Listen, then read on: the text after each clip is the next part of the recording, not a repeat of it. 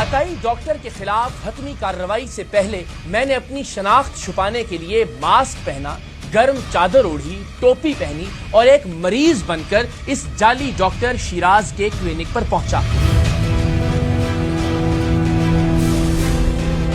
बारी आने पर मेरे साथ मौजूद मेरे साथी ने डॉक्टर को बताया कि मरीज कमजोरी महसूस कर रहा है, इसे शदीद खांसी है और शायद बुखार भी है।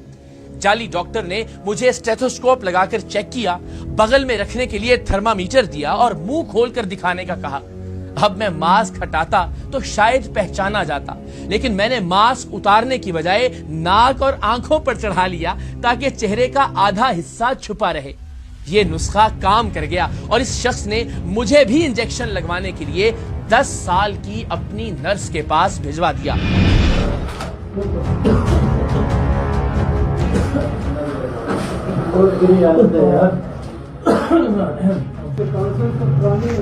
नाम क्या है इसका?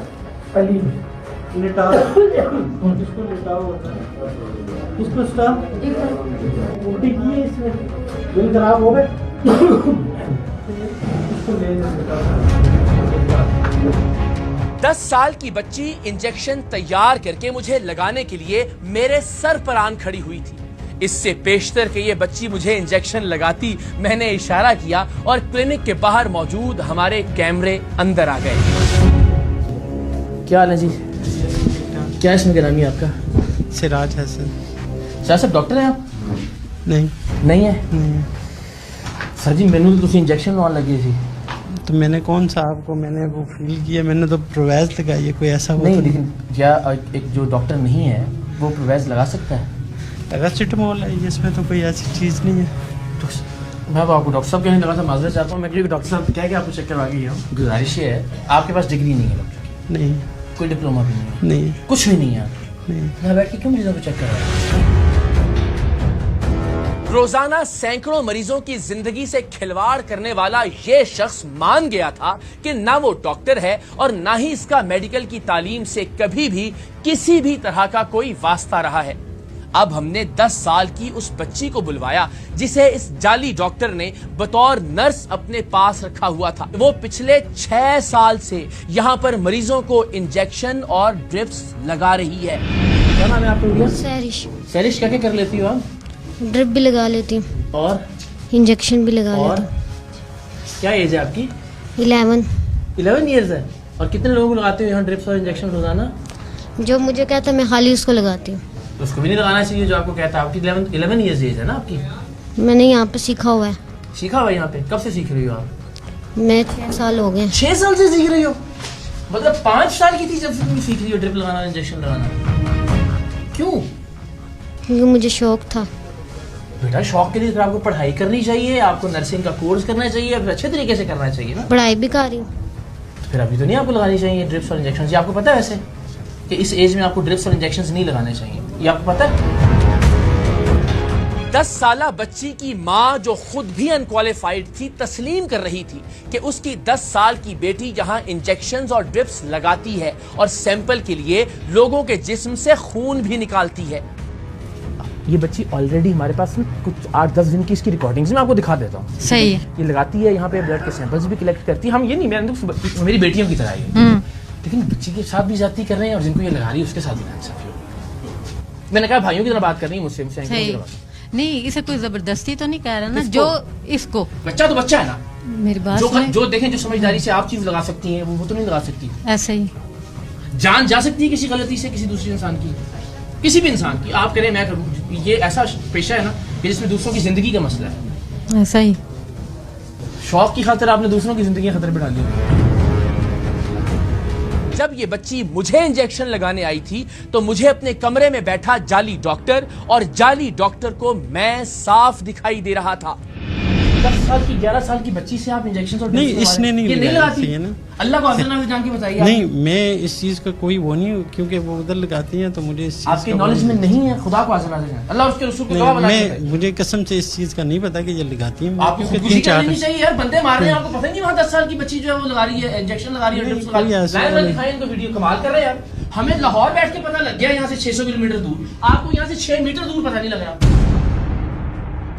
और आप कह रहे हैं मुझे पता नहीं है। सामने दरवाजा दिखाएं यार जरा, ये कितनी नालायकी की बात कर रहे हैं, खोले जरा। कह रहे हैं मुझे पता नहीं है। और इस जाली डॉक्टर ने कैसे लोगों के घर उजाड़े हैं, इसकी एक झलक आपको इसी मोहल्ले की खातून की गुफ्तगू से मिल जाएगी, जिसकी बेटी के दोनों गुर्दे इस जाली डॉक्टर की ड्रिप की वजह से नाकारा हो गए थे। इस खातून की बेटी को भी 10 साल की इसी बच्ची ने ड्रिप लगाई थी। अच्छा जी, बिल्कुल जानदारी से बताना है कि क्या हुआ था। आप यहीं आई थी, यहीं रहती हैं इसी मोहल्ले में? इसी मोहल्ले में रहती हूँ। हाँ। पहले भी अक्सर भी हम आते रहते हैं। उस दिन मेरी बच्ची को नजला और जुकाम था।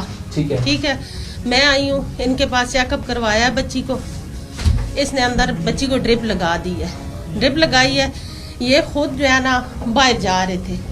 मैं खुदा को हाजिर नाज़र आदमी है, अंदाजा हो गया। मैंने तुमसे बात करके रखी है। आप अपनी बात करें। मेरी आप छोड़ एक ही दुआ है, उनकी बात सुन। मेरी जवान बच्ची वाहिद मेरे घर का सहारा थी। बच्ची मेरे मियाँ फौत हो गए और मेरी वो बच्ची उस दिन मेरा खुदा गवाह है जॉब से वापस आई है, ठीक ठाक थी और हल्का हल्का नजला जुकाम था।